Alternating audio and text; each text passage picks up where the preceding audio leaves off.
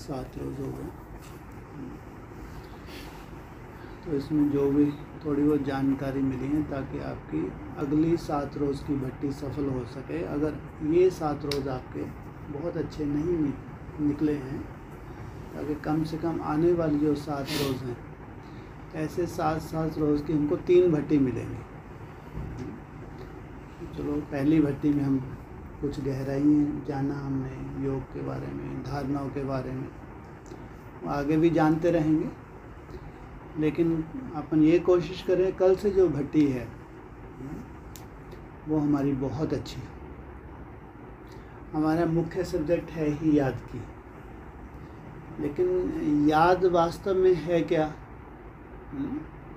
थोड़ा सा कई बार कन्फ्यूज़न भी रहता है। हालांकि यहाँ तो मोस्टली कन्फ्यूज़न है भी नहीं, लेकिन फिर भी याद को जितनी बार भी हम याद के बारे में चर्चा करते हैं, कुछ ना कुछ नया निकल ही आता है। बाबा कहते हैं 2 का जुड़ना माना योग, आत्मा का परमात्मा से संबंध माना योग।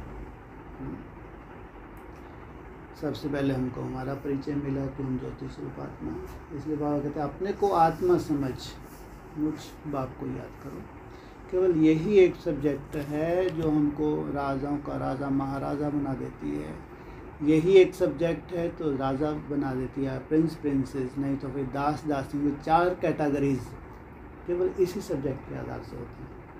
इसलिए जितने अच्छे से इसको समझेंगे उतना अपना भविष्य बना सकते हैं। अगर इसको समझा ही नहीं तो जन्म जन्मांतर का नुकसान है।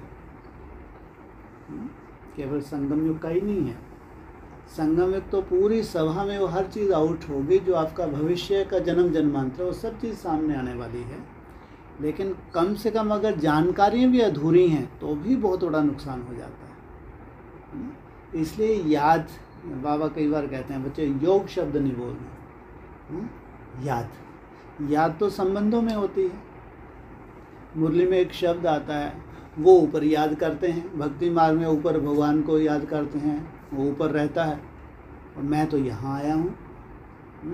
तो उनका इनडायरेक्ट हो गया, डायरेक्ट हो गया भक्ति मार्ग में, क्योंकि ऊपर है ही नहीं, वो ऊपर याद करते हैं। मुरली का पॉइंट है ये कि वो भगवान को ऊपर याद करते हैं, क्योंकि भगवान को जानते नहीं हैं। मैं तो यहाँ ब्रह्मा तन में कार्य चल रहा था, उसके बाद ब्रह्मा कुमारी परम धाम में याद कर रही हैं, ऊपर याद कर रही हैं। वो ऊपर वाला एक तन गया तो दूसरा शेर मैदान में आ गया। याद तो ब्रह्मा कुमारी कर रही हैं, लेकिन वो प्राप्ति नहीं हो सकती कि वो ऊपर वाला जिस तन में है, बहुत अंतर हो जाएगा। उनका हो गया इनडायरेक्ट, क्यों, ऊपर है ही नहीं, वो तो इस धरा पे है। वो हो गया डायरेक्ट। बिल्कुल वैसे ही उनके साथ शूटिंग हो रही है जैसे भक्ति मार्ग की दुनिया के साथ। जिन्होंने ऊपर याद किया, भावना के आधार से फल मिला, लेकिन वो फल नहीं मिला जो ब्रह्मा कुमारी को मिलता है। ब्रह्मा कुमारी जब ऊपर याद कर रही हैं तो वो इनडायरेक्ट है, वो फल नहीं मिलता। जब इस धरा पे परमात्मा कहाँ पे, उसको पहचान के याद करना। जब पहचानते हैं तो हमारा संबंध जुड़ता है। संबंधों को साकार में याद करना सहज होता है, मुश्किल होता है। इसलिए तुम्हारी याद है, योग शब्द नहीं बोलो, बाबा मना करता है बोले में। योग होता है हठ योगियों को, सन्यासियों का, योग करते हैं। तुम्हारी याद है तो याद में सबसे पहले आते हैं हमारी स्वयं की याद। मैं ज्योति स्वरूप आत्मा, माने इसकी शुरुआत होती है यहाँ से। केवल ये चिंतन में ही कई बार होता है ना, आत्मा का चिंतन करते हैं शुरू में, लेकिन चिंतन ही फर्स्ट है। हाँ, चिंतन से धीरे धीरे उस स्वरूप में हम टिकने लगते हैं, आत्मिक स्वरूप की अनुभूति करने लगते हैं। धीरे धीरे टाइम लगता है। उसमें पूरा फंक्शन है आपके तीसरे नेत्र का। तीसरा नेत्र क्या है? तीसरा नेत्र क्या है? कहते हैं बुद्धि रूपी तीसरा नेत्र। आप यहाँ बैठे हैं, है ना, घर पे आप अपने युगल को याद करें तो उनकी जो पिक्चर सामने आती है, या किसी मित्र संबंधी को याद करें, किसी रिश्तेदार को याद करें, वो जो पिक्चर बन जाती है वो काम है हमारी बुद्धि का। सबसे बड़ा फंक्शन है बुद्धि का, सबसे बड़ा फंक्शन है। इसलिए इसको बुद्धि योग भी कहते हैं। शास्त्रों में इसको बुद्धि योग कहा है, सबसे श्रेष्ठ है बुद्धि योग। जैसे बाबा भी कई बार सुना होगा, बोला है कि मन के ऊपर है बुद्धि, है है ना। अगर किसी ने बुद्धि को एकार कर लिया, मन उसका भटक नहीं सकता। मन है हमारी संकल्प शक्ति। अगर आपका मनन चिंतन बहुत सुंदर होने लगा, मैं ज्योति स्वरूप आत्मा हूँ, मैं परमात्मा की संतान हूँ, शांत स्वरूप, कोई भी अच्छा मनन चिंतन, ये है याद की फर्स्ट स्टेज, केवल चिंतन। क्योंकि एकदम से आप सोचे कि आपका तीसरा नेत्र एकदम एकाग्र हो जाए, कोई एक पॉइंट पे घंटों टिका रहे, ऐसा नहीं होता है। उसमें सालों की प्रैक्टिस लगती है। लेकिन पहले मनन चिंतन के द्वारा, ये अक्सर ये रिपीट होता है अपने यहाँ तो क्लास में रिपीट होता ही है, सबसे पहले जिसने जितना मनन चिंतन के द्वारा अपना व्यर्थ कम कर लिया, उतना ही बड़ा पहलवान।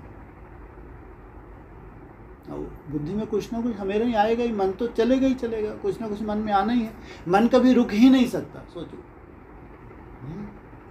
इतना वंडरफुल है हमारा सभी का मन, इतना जितना देखो आप दिन भर इसको बिजी रहता ही। बस वो मन को एक दिशा दे दें, अच्छे संकल्प दे दें, शुभ सोचना सीख जाए, ना खुद के प्रति ना दूसरों के। जब अशुभ नहीं सोचते हैं तो मन के संकल्प की गति कम होती है और अच्छी होती है, तो उसमें आपको पॉजिटिव एनर्जी मिलती है। नेगेटिव सोचने से आपका नुकसान होता है। वो आत्मा उतनी ही पावरफुल है जो जितना शुभ सोचती है, जितना अशुभ सोचती है उतनी ही वो दुरात्मा कहलाती है, कमज़ोर आत्मा कहलाती है, उसको पाप आत्मा कहलाते हैं। केवल विचार अच्छे विचार हैं तो पुण्य आत्मा, बुरे विचार हैं तो दुरात्मा को है, पाप आत्मा। सोचो विचारों का इतना बड़ा खेल है। इसलिए बाबा अक्सर कहते हैं कि शुभ भावना, स्वयं के प्रति भी अच्छा सोचें, दूसरों के प्रति भी अच्छा सोचें। और फिर ये जो हमारा ये ज्ञान रत्न है, हम जो मनन चिंतन करते हैं, मूल्यों के ऊपर डिस्कस करते हैं, ये सब उस मनन चिंतन में, इसको कहते हैं मेडिटेशन। लेकिन ये नीचे की स्टेज है। जिसने अपने को जितना बिजी रखना सीख लिया, मनन चिंतन में बिजी कर लिया, उतना ही धीरे धीरे ये एकाग्रता की स्टेज में जा सकेगा। क्योंकि पहली स्टेज ही है व्यर्थ को कम करना। जैसे दुनिया में भी कहते हैं ना, साधारणता एक व्यक्ति होता है, उससे 12 से 15 संकल्प 1 मिनट में चलते हैं। लेकिन जो डिप्रेशन का शिकार होता है वो 40-50 संकल्प भी चलाता है 1 मिनट में। सोचो ब्राह्मणों की दुनिया में जितनी कमज़ोर आत्मा होगी उतना ही जास्ती संकल्पों को वो कंट्रोल ही नहीं कर सकते, इतना तूफान चलेंगे उसको। जितना पावरफुल होती जाएगी आत्मा, वो धीरे धीरे धीरे संकल्पों की गति को कम कर लेगी। अभी जो समय आ रहा है वो तूफानों का समय आ रहा है ब्राह्मणों की दुनिया में। अभी जो समय आ रहा है, अगर मैं ये भी कहूँ तूफान चल रहे हैं, लेकिन ये 24 जो अप्रैल आपकी है ना, अगर इसमें अगर स्थापना जिस स्टेज तक भी होती है तो ये धीरे धीरे ब्राह्मणों का बहुत बड़ा तूफानों का रूप होगा। जिसके कहते हैं कि अक्सर ब्राह्मण देखेंगे अब जैसे डिप्रेशन जैसा महसूस होगा। ये बहुत बड़ी एक पेपर होने जा रहा है। इसलिए उतना ही वो पावरफुल है जिसके जितने कम संकल्प माना पॉजिटिव। अच्छे सोच रहे हैं तो समझो आपको एनर्जी देते हैं, नेगेटिव सोचते हैं तो वो आपका नुकसान करते हैं। पहली बात है ना, मन को कंट्रोल करना, मन में अच्छे संकल्प, कंट्रोल करना नहीं, सॉरी। जैसे आता है ना, अक्सर हम लोग रिपीट करते हैं, अगर कार है तो उसका एक्सीडेंट है, एक्सीडेंट से बचाने के लिए क्या करेंगे, या तो मोड़ देंगे या ब्रेक लगा देंगे। लेकिन अव्यक्त वाणी में बताया कि ब्रेक तो बहुत पावरफुल चाहिए, 1 सेकंड में स्टॉप करना, उसमें टिक जाना, इतनी पावरफुल ब्रेक तो नहीं है। तो फिर अगर मोड़ देंगे उसको तो भी एक्सीडेंट नहीं होगा। तो शुभ संकल्पों की तरफ, स्वयं की तरफ, अच्छे चिंतन की तरफ, शुभ भावना, शुभ कामना की तरफ उसको मोड़ दे तो कोई एक्सीडेंट नहीं है। धीरे धीरे फिर उस ब्रेक को भी टाइट करना सीखें। बीच बीच में ट्रैफिक कंट्रोल का अभ्यास, कुछ सेकंड के लिए भी। 60 सेकंड बहुत बड़े होते हैं, ये वही जान सकता है जिसने अभ्यास किया है। अक्सर आप ब्राह्मणों की भाषा सुनेंगे, अक्सर हम तो याद में रहते ही हैं, निरंतर याद में रहते हैं। आपको हंसी इसलिए आएगी क्योंकि आप कर रहे हैं, आपको मालूम है कि निरंतर याद क्या होती है, 1 मिनट याद क्या होती है, आप उसकी वैल्यू जानते हैं। इसलिए आपको उनके ऊपर हंसी आती है जब वो कहते हैं हम तो अक्सर याद नहीं रहते। उनको यही नहीं मालूम कि वास्तव में याद होती क्या है। वो ज्ञान के मनन चिंतन को कोर्स कराना, मुरली सुनाना, इसी को याद, ये याद नहीं है। मुरली में स्पष्ट बोल रहा है, ज्ञान सुनना सुनाना कोई याद नहीं है, मुरली सुनना सुनाना कोई याद नहीं है, जो तुम प्रदर्शनी करते ये कोई याद नहीं है। याद के सब्जेक्ट एकदम अलग है, व्यक्त नहीं होता है। लेकिन उनसे पूछो तो याद नहीं रहते हैं। बाबा के तो कार्य करते हैं, याद है। इसलिए सिद्धि स्वरूप बनने के लिए याद को जानना पड़े कि अगर आत्मा को हमको सिद्ध होना है, संसार में वो सिद्धि स्वरूप बन के हमको परमात्मा को प्रत्यक्ष करना है, तो सबसे पहली सब्जेक्ट है कि याद को जाने कि याद भला क्या है, ऐसी इसमें क्या है जिसको सिद्ध होने के बाद हम सिद्ध पुरुष बनते हैं। वो सिद्ध होने के बाद हम प्रैक्टिकल देवता बनते हैं। वो सिद्ध होने के बाद दुनिया चमत्कार देखती है। वो सिद्ध होने के बाद बहुत बड़े हम साइंटिस्ट बनते हैं। इसलिए कहा है, पहला है मनन चिंतन, फिर दूसरा है एकाग्रता, वो तीसरा नेत्र जो है वो आपका उसमें टाइम लगता है। वो किसी भी पॉइंट को, कोई भी एक पिक्चर बना के उस पिक्चर पे स्थिर हो जाए। कोई जैसे अपन पॉइंट ऑफ लाइट धीरे धीरे अपना ये भी इमेजिनेशन होने लगता है कि मैं छोटा सा बिंदु हूँ, सफ़ेद बिंदु, टाइम लगता है लेकिन धीरे धीरे उसमें टिकना होता है। फिर हमने तो बाप के स्वरूप को जान लिया साकार में, उस स्वरूप को इमर्ज करके उस स्वरूप को सामने रखना, वो याद की गति कहलाती है। आप लोग तो जैसे मिले नहीं हैं बाबा से, अब हम लोग जो मिले हैं तो हम लोगों ने जो खेल पाल किए हैं हम उन दृश्यों को याद करते हैं, तो ये है याद, है ना। तो हम जैसे बाबा का टूर किया है वो चीज़ें तो हम उसमें रमन करते हैं, तो इसको कहते हैं याद। इसलिए तो योग शब्द नहीं बोलो, याद। आप लोग नहीं मिले हैं तो एक काल्पनिक चित्र भी बना सकते हैं। जैसे कहते हैं कई बार ड्रिल में भी आता है, हम बीच पे गए या गार्डन पे गए बाबा के साथ, झूले में बैठे हैं, बाबा को झूला झुला रहे हैं, काम कर रहे हैं, तो अपने ऑर्डर के बाबा चलो आप भी हमारे साथ करो। याद में रमन करना, और ये सहज है, इसको लंबा समय किया जा सकता है। आप बिंदु में लंबे समय नहीं टिक सकते, स्वरूप को इमर्ज करके भी लंबे समय नहीं टिक सकते, लेकिन कर्म करते करते उनको अपने साथ बिजी कर लो। संबंध है ना, आपको अपना पोता याद आ जाए, पोती आ जाए, बेटा याद आ जाए, वो याद आ जाए, तो उसकी स्मृति भूलती है क्या? लगातार बनी रहती है, लंबे समय बनी रहती है। ऐसी सर्व संबंध उस बाप से, जो भी संबंध की आकर्षण आपको बाहर हो रही है वही संबंध बाप से, उस संबंध से जीना। जैसे हम लोगों को अच्छा लगता है खुदा दोस्त के रूप में, संबंध से जीना अच्छा लगता है। कुछ भी एक्टिविटीज़ होती हैं तो उसको इमर्ज करने चले जा रहे हैं। तो याद सहज से सहज भी और मुश्किल से मुश्किल भी है। अगर याद की सही परिभाषा को जान लिया तो सहज से सहज भी है और मुश्किल से मुश्किल भी है। मुश्किल कब है? जब हम ज्ञान मार्ग में आते हैं ना, तो धीरे धीरे हमको बहुत कुछ क्लियर होने में भी टाइम लगता है, या ये कहो कि समझ आने में भी टाइम लगता है। कहीं ना कहीं हमारी रगें जो हैं कहीं ना कहीं डूबी हुई होती हैं, उन रगों को हमको निकालना होता है। आज बहुत बड़ी समस्या होती है कि हम जैसी चाहते हैं वैसी याद नहीं हो रही। प्रैक्टिस तो हम करते हैं, मेहनत तो कर रहे हैं, लेकिन तो भी एक प्रश्न उठता ही है कि वो मज़ा नहीं आता है ना। इसलिए किसी को भी हम नहीं देख सकते, आपको स्वयं को ही देखना होता है। और जहाँ जहाँ भी आपकी रग डूबी होती है वहाँ आपको मालूम पड़ता है ना, यहाँ से मेरे को और निकालना, मेरे को यहाँ से निकालना, ये मेरे में कमज़ोरी है, ये मेरे में थोड़ी सी दृष्टि में कमज़ोरी है, ये मेरे ऐसा है, ये आकर्षण, या ये खाने पीने के आकर्षण, या जीव के आकर्षण है, कुछ ना कुछ है ही, संबंधों की आकर्षण कुछ ना कुछ। जितना उससे निकलेंगे आकर्षण उतनी ही उसकी आकर्षण बढ़ेगी। जितना जितना आकर्षण से इससे निकलते जाएंगे ना, उसकी आकर्षण बढ़ती जाएगी। जहाँ कई बार अपने को लगता है कि मज़ा नहीं आ रहा, लंबे समय कर तो रहे हैं, लेकिन जो कर रहे हैं उसमें भी विक्रम विनाश हो रहे हैं, भावना का भी फल मिलता है।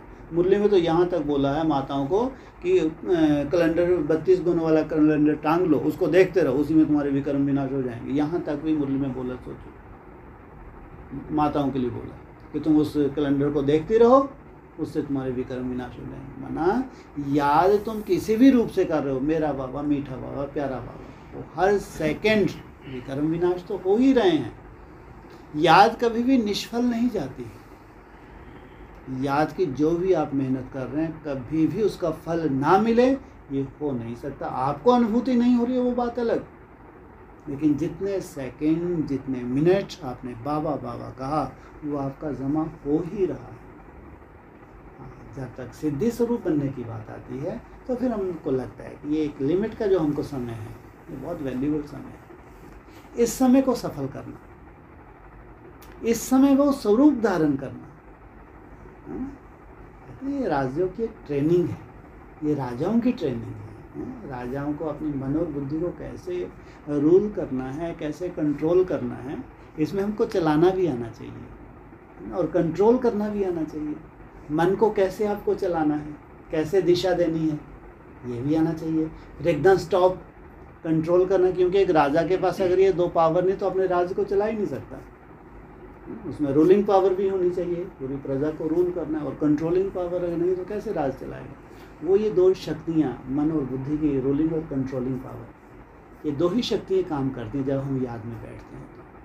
तो इसलिए अच्छे संकल्पों में रमन करना और फिर धीरे धीरे तीसरे नेत्र को एकाग्र करना, वो बहुत ज़रूरी है। सिंपली अगर हमेशा ही हमको ये आदत पड़ गई, मेरा बाबा, मीठा बाबा, प्यारा बाबा, ठीक है, ऐसा नहीं है कि उसमें सफल नहीं हो रहा। सफल हो रहा है, उसमें विकर्म विनाश भी हो रहे हैं, लेकिन वो जो एक कला है, जो एकाग्रता की जो बात आती है, जिस एकाग्रता से हमको सिद्धि स्वरूप बनना है, जिस एकाग्रता के लिए बोला है मन के मौन से नई रंगत, वो भी अगर अनुभूति संगम युग पे नहीं हुई तो भी संगम युग का मज़ा नहीं लिया। संगम युग का असली आनंद है ही एकाग्रता। इसलिए सबसे मुश्किल सब्जेक्ट है एकाग्रता, और इसमें बहुत अभ्यास चाहिए। अभ्यास में ना थकना, मना धीरे धीरे हमारी मंजिल की तरफ जाना। ना थकना मना मंजिल की तरफ जाना। थक के बैठ जाना, भगवान के ऊपर छोड़ दिया तो ठीक है, अब तो खैर ड्रामा अनुसार जो होगा वो हो ही जाएगा, लेकिन जो एक आपको चांस दिया था भगवान ने, जैसे ये कहते हैं पढ़ाई है, मैं कोई आशीर्वाद कृपा करने नहीं आया, ये पढ़ाई है। इस पढ़ाई को तो जितना घोटो, हाँ, जितना धारण करो, उतना ही तुम आगे बढ़ जाओ, उतना ही तुम्हारा स्टेटस वैसे ही आगे भविष्य तुम्हारे सामने आ जाएगा। टोटली भगवान के ऊपर छोड़ दिया, ठीक है, वो ड्रामा की सीन है, ड्रामा अनुसार तो सबको स्वर्ग में जाना ही है, लेकिन वो एक राजयोगी की परिभाषा तो नहीं। इसलिए कभी कोई क्वेश्चन भी उठे, कोई भी किसी भी तरह का, कुछ क्लियर नहीं भी हो रहा है तो भी डिस्कस करो, है ना। हमारा जो भी अनुभव है वो हम डिस्कस करेंगे, अव्यक्त वाणी में जो इशारे मिले वो डिस्कस कर सकते हैं। मुरली में बहुत कुछ इशारे, बहुत सिंपल भाषा में बाबा बोल जाता है, लेकिन होती बहुत गहरी है। भगवान के महावाक्य मुरली इतनी साधारण नहीं होती है, अव्यक्त वाणी तो और ही बहुत डीप है।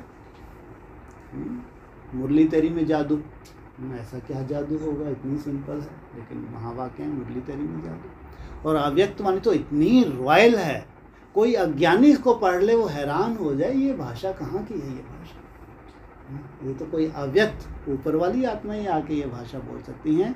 साधारण व्यक्ति ये भाषा बोल ही नहीं सकता जो अव्यक्त वाणी में। सोचो कितनी रॉयल भाषा है, एकदम देवता बनाने वाली भाषा। तो ये तो कोई महान अव्यक्त आत्मा ही ये भाषा बोल सकती है। हमारी तो पढ़ाई ही कितनी अलौकिक है, चाहे साधारण ब्रह्मा के तन के द्वारा चली हुई साधारण मुरली हो, उसके रहस्य धीरे धीरे जब खुलते हैं, या फिर उसके बाद चली हुई अव्यक्त वाणी जो प्रैक्टिकल हमको देवताई स्वरूप धारण करवाती है। अव्यक्त वाणी को सुन के कोई भी अज्ञानी वो आपको ठप्पा लगा सकता है कि अगर कोई इसको फॉलो कर रही है देवता बनेंगे ही बनेंगे। कई बार वो मजाक करते हैं ना, आप कहते हैं हम देवी देवता बनने जा रहे हैं, वो शक्ल दें, शक्ल तो देख लो अपनी। वास्तव में देवता तो बहुत बड़ी बात होती है, और हम कहते हैं हम तो देवी देवता बनने जा रहे हैं। लेकिन अव्यक्त वाणी उसको स्टडी करवा, थोड़ा ये पढ़ के देखो, अगर कोई इसके ऊपर चले, इसको धारण करे, तो वो तुरंत ठप्पा लगवा देगा, ये देवता बनेगा ही बनेगा। इतनी रॉयल पढ़ाई हमको मिली है, पढ़ाने वाला भगवान। कमी अगर होती है तो हमारी तरफ से या तो समझ की कमी हो जाती है, गहराई की कमी हो जाती है, या फिर अभ्यास की कमी हो जाती है। जितनी धारणाएं बढ़ती हैं, जितना अभ्यास बढ़ता है, उतना ही धीरे धीरे रंगत आती है। इसलिए एक हफ्ता अपना निकल गया, कल से दूसरा हफ्ता शुरू हो रहा है, इसमें भी हम मेहनत करेंगे। ये कोई चिंता की बात नहीं है। आप तो घर गृहस्थ वाले हैं ज़्यादातर, कहीं बिजी भी होना पड़ता है, तोड़ निभाना भी पड़ता है, और सब करते हुए जो कर रहे हैं वो ऊपर वाला देख रहा है। उसकी चिंता भी नहीं करनी है कि ये हफ्ता भी मिले था फिर बाबा हम बिजी हो गए नहीं कर पा रहे। जो उसमें भी जो तड़पन होती है वो याद है। एक तो आप करते हैं प्रैक्टिस, एक होती है तड़पन, ये हमेशा ध्यान रखिए ना। प्रैक्टिस और तड़पन दोनों ही याद हैं। प्रैक्टिस, जब आप प्रैक्टिस कर रहे हो तो आपको बहुत अच्छा लगता है। कई बार आप ऐसा फंस जाते हैं कि एक तड़पते रहते हैं मछली की तरह, लेकिन प्रैक्टिस नहीं हो रही होती। तड़पन वो भी तो याद है, क्या वो याद नहीं है? लेकिन आप संतुष्ट नहीं हैं, ऑफिशियली आप भर नहीं पा रहे हैं, ऑफिशियली उतना सुंदर आप याद नहीं कर पा रहे हैं, लेकिन तड़प रहे हैं हम जा नहीं पाए, बाप रे ये मजबूरी आ गई, घर में ऐसा हो गया। लेकिन वो जो तड़पन है वो योग ही तो है भाई। इसलिए जो तोड़ निभाने की बात आती है, अगर कोई ऐसी स्थिति परिस्थिति हो, कोई जिम्मेवारी हो, उसकी चिंता नहीं। लेकिन जब हम फ्री हैं तो इस हफ्ते में पूरा फ़ायदा उठाएंगे। जब जब फ्री हों तो ताकत लगाएंगे। हाँ, कहीं अपनी जिम्मेवारी है तो जिम्मेवारी को निभाएंगे। ठीक है, तो ये हफ्ता कल से शुरुआत हो रहा है, इस हफ्ते में बढ़िया मेहनत करेंगे।